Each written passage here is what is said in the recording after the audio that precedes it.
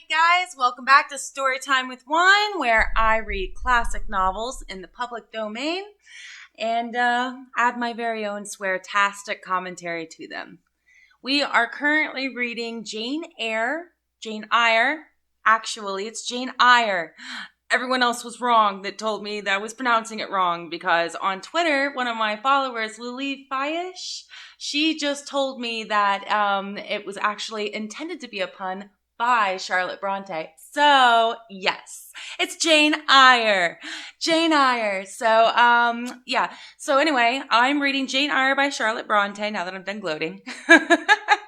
And just to give you a recap on the last two chapters, the story's following a 10-year-old girl named Jane Eyre, and she is living with her aunt, who is Mrs. Reed, who's a total bitch, and her three children, who are total assholes. And her life's so bad that she's actually, I'm pretty sure, low-key thinking about, just ending it all. She's 10. It's really hard for me to read this. I don't like it. It pisses me off quite a lot, as you will see on the other two videos if you want to just go back and watch those. But anyway, just to give you a scope of how bad it is if you haven't watched the other two videos, the eldest son, John Reed, he just recently threw a book at Jane's head, cut it open, and then all the adults came running and went, oh, okay, it's Jane's fault, and locked her in a haunted bedroom. So that's how Jane's life is going right now. So now we are going to read chapter 3 and see if her life gets any better. God. Okay. Here we go. I just need children's services to show up. That's all I need, and then I'll be happy. Oh, what am I doing without my wine? I need wine. Today's video brought to you by Arbor Mist. I'm joking. They don't really sponsor me or anything. It'd be so bad if they did, though.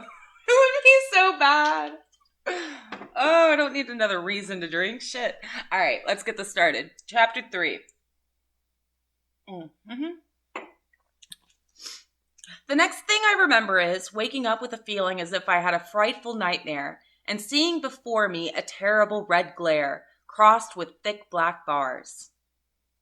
I heard voices, too, speaking with a hollow sound and as if muffled by a rush of wind or water. Agitation, uncertainty, and an all-predominating sense of terror confused my faculties. Ere long, I became aware that someone was handling me, lifting me up and supporting me in a sitting posture, and that more tenderly than I had ever been raised or upheld before. I rested my head against a pillow or an arm and felt easy. In 5 minutes more, the cloud of bewilderment dissolved. I knew quite well that I was in my own bed, and that the red glare was the nursery fire. She got out of the haunted bedroom. It was night. A candle burnt on the table. Bessie stood at the bed foot with a basin in her hand, and a gentleman sat in a chair near my pillow, leaning over me. I felt an inexpressible relief, a soothing conviction of protection and security when I knew that there was a stranger in the room, an individual not belonging to Gateshead and not related to Mrs. Reed. A 10-year-old child is comforted that there's someone in the room that she doesn't, that's not part of her family, a stranger. That's normal. Turning from Bessie, though her presence was far less obnoxious to me than that of Abbott, for instance, would have been. Yeah, Abbott's a total I scrutinized the face of the gentleman. I knew him. It was Mr. Lloyd, an apothecary, sometimes called in by Mrs. Reed when the servants were ailing. For herself and the children, she employed a physician. Yeah. Well, who am I? He asked.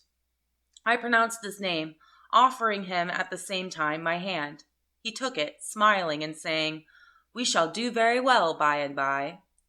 Then he laid me down, and addressing Bessie, charged her to be very careful that I was not disturbed during the night. Having given some further directions, and intimated that he should call again the next day, he departed, to my grief. Oh, she's like, no, come back, stranger. I'm not safe. I'm not safe. I need an adult. Oh, I made myself sad. Ah. I felt so sheltered and befriended while he sat in the chair near my pillow. And as he closed the door after him, all the room darkened and my heart again sank. Inexpressible sadness weighed it down. Damn. Do you feel as if you should sleep, miss? Asked Bessie, rather softly. Oh, now she's being nice. Like, she's being super nice now. Like, she's sometimes shows Jane, like, a little bit of kindness, but she's still not a good person. It's just kind of like, oh, I hate everything. Scarcely dared I answer her, for I feared the next sentence might be rough. I will try. Would you like to drink, or could you eat anything? No, thank you, Bessie. Then I think I shall go to bed, for it is past 12 o'clock, but you may call me if you want anything in the night. Wonderful civility, this. It emboldened me to ask a question. Bessie, what is the matter with me? Am I ill? You fell sick, I suppose, in the red room with crying. Red room. Oh, God. Oh, God. Okay, how did he acquire these things? Did he go into a sex store? I feel like he sent someone to go buy these. You'll be better soon, no doubt. Bessie went into the housemaid's apartment, which was near. I heard her say, Sarah, come and sleep with me in the nursery. I daren't for my life be alone with that poor child tonight. She might die. Bitch, she can hear you! No, you'll be fine. Sarah, come sleep with me. I'm afraid this bitch gonna die.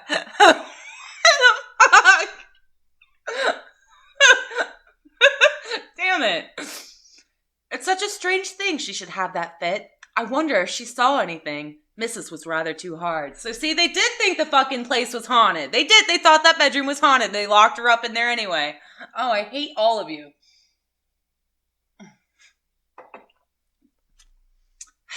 Sarah came back with her. They both went to bed. They were whispering together for half an hour before they fell asleep. I caught scraps of their conversation, from which I was able only too distinctly to infer the main subject discussed. Something passed her, all dressed in white, and vanished. A great black dog behind him. 3 loud raps on the chamber door. A light in the churchyard just over his grave, etc., etc. So they're telling ghost stories in earshot of a 10-year-old girl who just fainted from fear of ghosts. Alright, yeah, no, that sounds like a smart thing to do. That's great. At last both slept. Bet Jane ain't. The fire and the candle went out. For me, the watches of that long night passed in ghastly wakefulness. Yeah, she's staying awake. Ear, eye, and mind were alike strained by dread, such dread as children only can feel. No severe or prolonged bodily illness followed this incident of the Red Room. Aye! 1. Count, Anastasia. 1, bitch! I said it. Aye! 2. Sorry, guys. I'm sorry to show you that. It's just, I'm 50 shades of fucked up, you know? I gotta stop. It only gave my nerves a shock, of which I feel the reverberation to this day. Yes, Mrs. Reed, to you I owe some fearful pangs of mental suffering. Yeah, to her, and to John Reed, and to Bessie, and to all of them. They're all assholes. But I ought to forgive you. No, you ain't. No, you don't have to forgive her at all. For you knew not what you did. I don't care. While rending my heartstrings, you thought you were only uprooting my bad propensities. Just watch the other 2 videos, the other 2 chapters. You'll understand why I don't. She's got victim mentality right there, like Stockholm syndrome or something. I don't know. Next day, by noon, I was up and dressed and sat wrapped in a shawl by the nursery hearth. I felt physically weak and broken down, but my worst ailment was an unutterable wretchedness of mind, a wretchedness which kept drawing from me silent tears. Bitch just crying now. She doesn't even really know why. She just keeps crying. That's chronic depression. She's clinically depressed now at 10 years old. No sooner had I wiped one salt drop from my cheek than another followed. Yet I thought I ought to have been happy, for none of the Reeds were there. They were all gone out in the carriage with their mamma.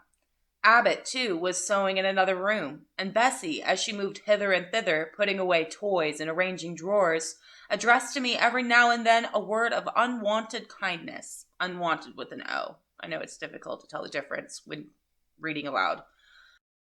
Unwanted. This state of things should have been to me a paradise of peace, accustomed as I was to a life of ceaseless reprimand and thankless fagging. But, in fact, my racked nerves were now in such a state that no calm could soothe, and no pleasure excite them agreeably. Yeah, so it's clinical depression. Things that should make you happy no longer makes you happy. You're in a dark fucking pit, and there's nothing you can do about it. You're just there, just riding it out, hoping that one day your brain may release serotonin again. You're in a dark fucking pit, and there's nothing you can do about it. You're just there, just riding it out, hoping that one day your brain may release serotonin again.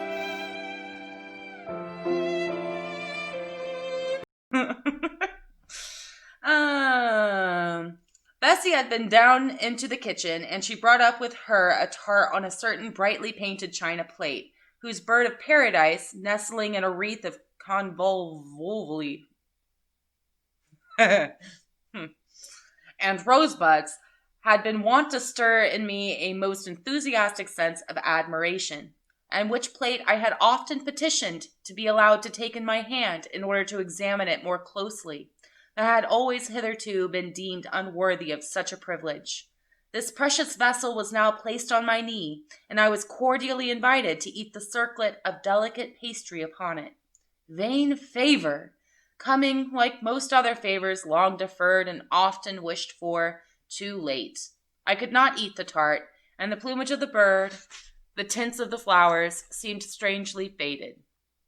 I put both plate and tart away. See, she's losing interest in things that used to excite her and make her happy. That's clinical depression. She's 10 years old and clinically depressed. Great job, Reed family. Fuck them kids. I really want something really bad to happen to all of them. Bessie asked if I would have a book. The word book acted as a transient stimulus, and I begged her to fetch Gulliver's Travels from the library. This book I had again and again perused with delight.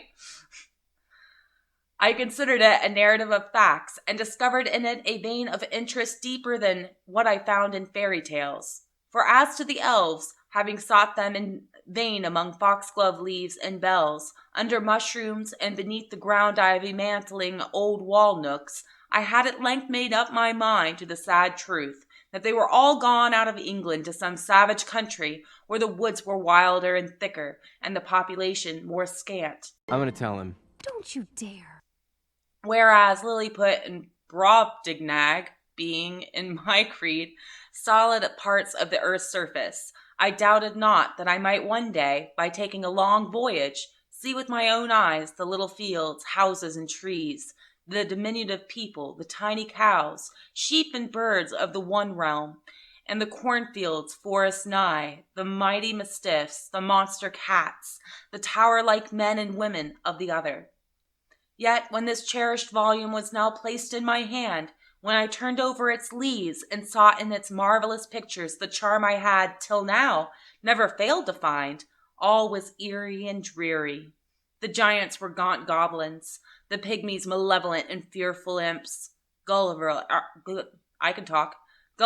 a most desolate wanderer in most dread and dangerous regions. I closed the book, which I dared no longer peruse, and put it on the table beside the untasted tart.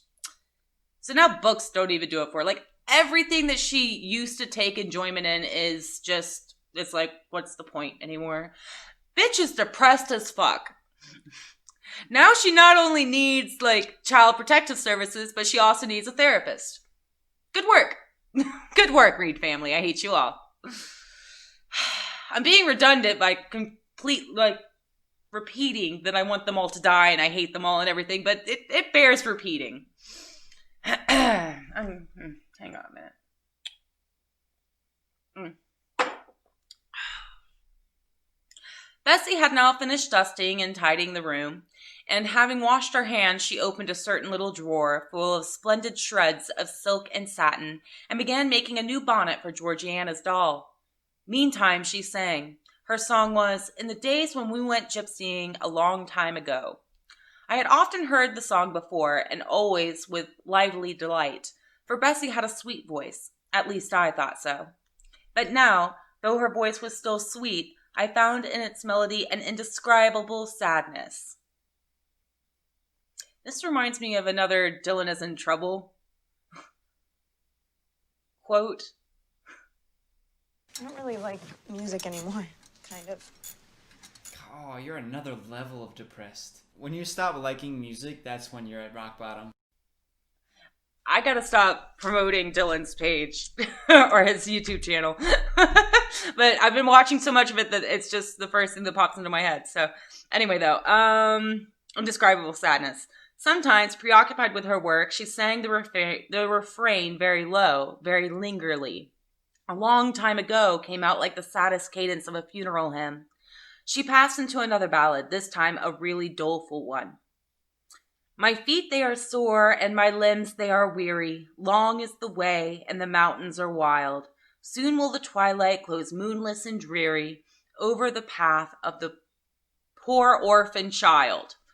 Seriously, this is the song you're singing? Jane is a poor orphan child, and she's clinically depressed, and now you're gonna sing? Oh my fucking God.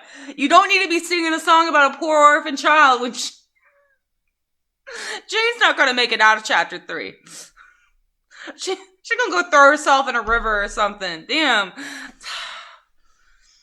Why did they send me so far and so lonely, up where the moors spread and gray rocks are piled? Men are hard-hearted and kind angels only watch o'er the steps of a poor orphan child. Oh, we're gonna repeat this. That's nice. Yet distant and soft, the night breeze is blowing. Clouds there are none, and clear stars beam mild. God in his mercy protection is showing, comfort and hope to the poor orphan child. Even should I fall o'er the broken bridge passing, or stray in the marshes by false lights beguiled, still will my Father with promise and blessing take to his bosom the poor orphan child. There is a thought that for strength should avail me, though both of shelter and kindred despoiled. Heaven is a home, and a rest will not fail me. God is a friend to the poor orphan child. Jane, just in case you didn't know, this song's talking about you, Jane. Because you're a poor orphan child, you don't have no parents. Sunday is blooming.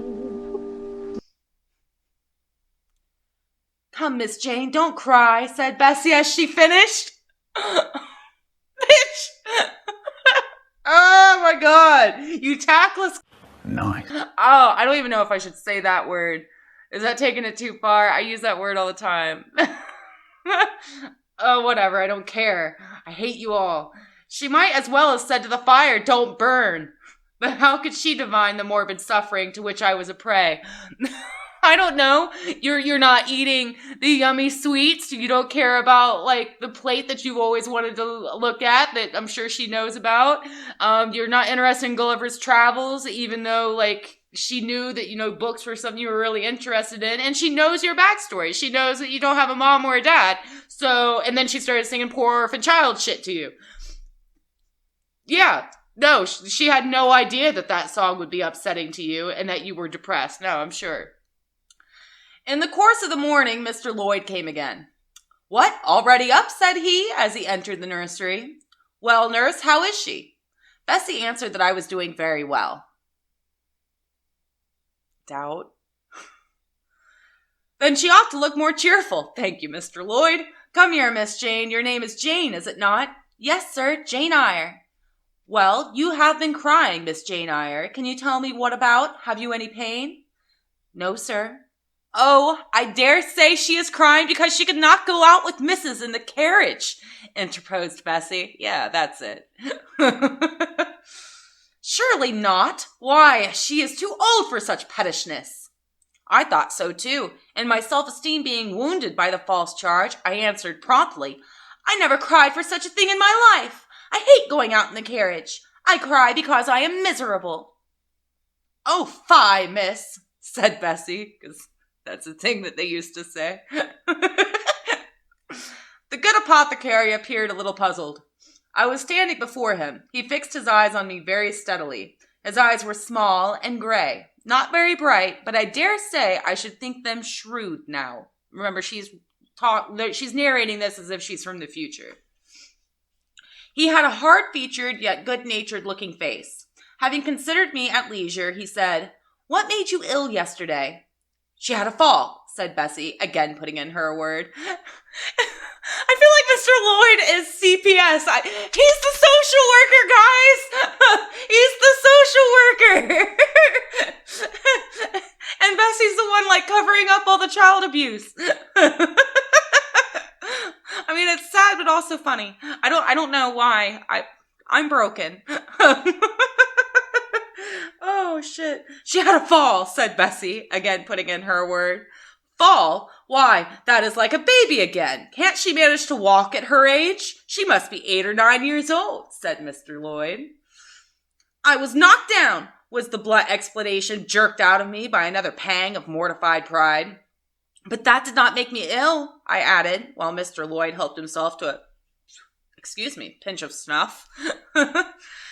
As he was returning the box to his waistcoat pocket, a loud bell rang for the servants' dinner. He knew what it was. "That's for you, nurse," said he. "You can go down. I'll give Miss Jane a lecture till you come back." It's not going to be a lecture. Bessie would rather have stayed, but she was obliged to go because punctuality at meals was rigidly enforced at Gateshead Hall. I hope Mr. Lloyd, kidnaps her. I really do. "The fall did not make you ill. What did then?" pursued Mr. Lloyd when Bessie was gone. "I was shut up in a room where there is a ghost till after dark." I saw Mr. Lloyd smile and frown at the same time. Is he having a stroke? Yeah, how do you do both? Okay, whatever. Where am I at? Oh shit, I lost it. No! Okay, smile and frown at the same time. Ghost. Ghost? What? You are a baby after all. You are afraid of ghosts? Of Mr. Reed's ghost I am. He died in that room and was laid out there. Neither Bessie nor anyone else will go into it at night if they can help it. And it was cruel to shut me up alone without a candle. So cruel that I think I shall never forget it. You probably won't. You're probably scarred for life. Nonsense. And is it that makes you so miserable? Are you afraid now in daylight? No, but night will come again before long. And besides, I am unhappy, very unhappy, for other things. What other things? Can you tell me some of them? How much I wish to reply fully to this question. How difficult it was to frame an answer. Children can feel, but they cannot analyze their feelings. And if the analysis is partially effected in thought, they know not how to express the result of the process in words. Fearful, however, of losing this first and only opportunity of relieving my grief by imparting it, I, after a disturbed pause, contrived to frame a meager, though, as far as it went, true response. For one thing, I have no mother or father, brothers or sisters. You have a kind aunt and cousins. Kind. Again I paused. Then bunglingly announced, "But John Reed knocked me down, and my aunt shut me up in the red room." Mr. Lloyd a second time produced his snuff-box. "Don't you think Gateshead Hall a very beautiful house?" asked he. "Are you not thankful to have such a fine place to live at? Come on, Mr. Lloyd, you're supposed to be the social worker." "It's not my house, sir. And Abbott says I have less right to be here than a servant." She did say that. "Pooh! You can't be silly enough to wish to leave such a splendid place." "People throw shit at me and make me bleed. And lock me in haunted bedrooms. Yes, I want to leave." "Oh, if I had anywhere else to go, I should be glad to leave it. But I can never get away from Gateshead till I am a woman." "Perhaps you may. Who knows? Have you any relations besides Mrs. Reed?" "I think not, sir." "None belonging to your father?" I don't know. I asked Aunt Reed once, and she said possibly I might have some poor, low relations called Eyre, but she knew nothing about them. If you had such, would you like to go to them? I reflected. Poverty looks grim to grown people, still more so to children. They have not much idea of industrious, working, respectable poverty. They think of the word only as connected with ragged clothes, scanty food, fireless grates, rude manners, and debasing vices. Poverty for me was synonymous with degradation. No, I should not like to belong to poor people, was my reply. Not even if they were kind to you? I shook my head. I could not see how poor people had the means of being kind. And then to learn to speak like them, to adopt their manners, to be uneducated, to grow up like one of the poor women I saw sometimes nursing their children or washing their clothes at the cottage doors at the village of Gateshead. No, I was not heroic enough to purchase liberty at the price of caste. At least she's honest. Honest narration is nice. But are your relatives so very poor? Are they working people? I cannot tell. Aunt Reed says if I have any, they must be a beggarly set. I should not like to go a-begging. Would you like to go to school? Again I reflected. I scarcely knew what school was. Bessie sometimes spoke of it as a place where young ladies sat in the stocks, wore backboards, and were expected to be exceedingly genteel and precise. John Reed hated his school and abused his master. But John Reed's tastes were no rule for mine, thank God. And if Bessie's accounts of school discipline, gathered from the young ladies of a family where she had lived before coming to Gateshead, were somewhat appalling, her details of certain accomplishments attained by these same young ladies were, I thought, equally attractive. She boasted of beautiful paintings of landscapes and flowers by them executed, of songs they could sing and pieces they could play, of purses they could knit, of French books they could translate, till my spirit was moved to emulation as I listened. Besides, school would be a complete change. It implied a long journey, an entire separation from Gateshead, an entrance into a new life. Oh, I really hope this happens. I think it does. I've read this before. I just can't remember it because, it's been so long. So, okay, I should indeed like to go to school, was the audible conclusion of my musings. Well, who knows what may happen, said Mr. Lloyd, as he got up. The child ought to have a change of air and scene, he added, speaking to himself. Nerves not in a good state. I love Mr. Lloyd. We're getting the fuck up out of here. Bessie now returned. At the same moment, the carriage was heard rolling up the gravel walk. Is that your mistress, nurse? Asked Mr. Lloyd. I should like to speak to her before I go. Bessie invited him to walk into the breakfast room and led the way out. In the interview which followed between him and Mrs. Reed, I presume, from after occurrences, that the apothecary ventured to recommend my being sent to school, and the recommendation was no doubt readily enough adopted, for, as Abbott said in discussing the subject with Bessie when both sat sewing in the nursery one night, after I was in bed and, as they thought, asleep, Mrs. was, she dared say, glad enough to get rid of such a tiresome, ill-conditioned child who always looked as if she were watching everybody and scheming plots underhand. Abbott, I think, gave me credit for being a sort of infantine Guy Fawkes. I'm dumb. And if you don't know who Guy Fawkes is, go watch V for Vendetta.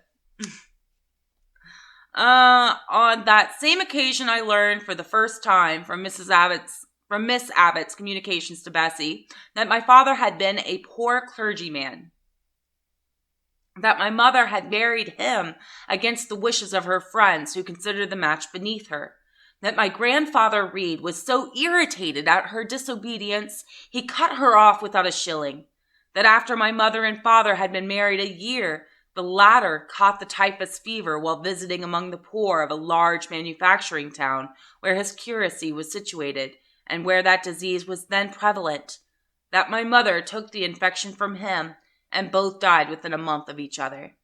Aw. Bessie, when she heard this narrative, sighed and said, Poor Miss Jane is to be pitied too, Abbot. Yes, responded Abbot. If she were a nice, pretty child, one might compassionate her forlornness. But one really cannot care for such a little toad as that. People are heartless. Not a great deal, to be sure, agreed Bessie. At any rate, a beauty like Miss Georgiana would be more moving in the same condition. Yes, I dote on Miss Georgiana, cried the fervent Abbot. Little darling, with her long curls and her blue eyes and such a sweet color that as she has, just as if she were painted. Bessie, I could fancy a Welsh rabbit for supper. So could I, with a roast onion. Come, we'll go down. They went.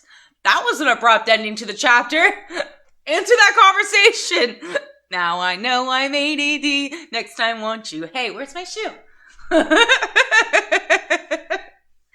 Oh, shit. Okay, so that's the end of chapter 3. I'm not feeling as depressed now. I'm like, oh my god, my girl Jane's getting out of there. She doesn't have to deal with this shit anymore. I hope that they do like a flashback or something at some point. Or like, you know, like let me know what happens to like John Reed and Mrs. Reed. I want to know that those two got theirs in particular. I don't know much about Eliza and Georgiana. So like it doesn't really bother me too much. Like if nothing ever happens to them, I'll live with that. But John Reed threw a book at my girl's head and Mrs. Reed's a fucking... I can't say that word. I'm trying not to use the C-U-N-T word on here because I'm taking it a little too far. But that's how I feel. So that was chapter 3 of Jane Eyre. Let me know what you think about this story time with wine idea thing that I'm doing here. If you guys like it, leave me a comment, a like, subscribe. Definitely subscribe. I've got 8 subscribers. So if you love me, subscribe. Show me that you love me. All right, well, I'm going to get out of here. Let me know what you like. Let me know what you didn't like. And I'll catch you all guys later. Peace.